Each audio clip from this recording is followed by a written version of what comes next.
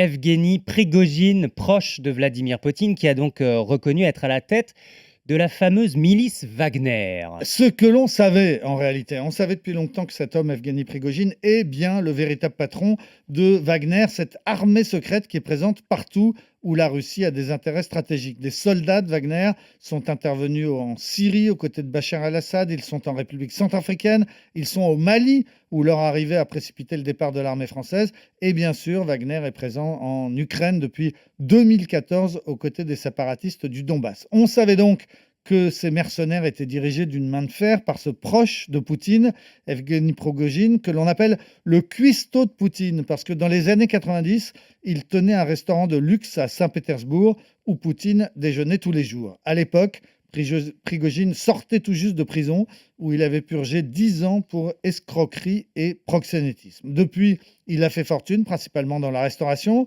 Il est aussi à la tête d'une usine à trolls, c'est-à-dire une entreprise de propagande et de désinformation sur Internet qui a par exemple tenté de peser sur les élections américaines en faveur de Donald Trump. Mais son métier principal, c'est donc bien chef de milice, chef d'une des plus grandes armées privées du monde. Effectivement, vous l'avez répété plusieurs fois, on le savait ou on s'en doutait, mais lui ne reconnaissait absolument pas. Absolument pas. Il faisait même des procès à tous les médias russes qui osaient évoquer ses liens avec Wagner. Mais il vient donc de sortir de l'ombre et enfin d'assumer. Il y a une dizaine de jours, il a d'abord accepté de se laisser filmer en train de recruter des prisonniers dans une colonie pénitentiaire. Sur les images qu'il a volontairement rendues publiques, on le voit haranguer une foule, offrant aux condamnés la liberté en échange d'un engagement de 6 mois en Ukraine.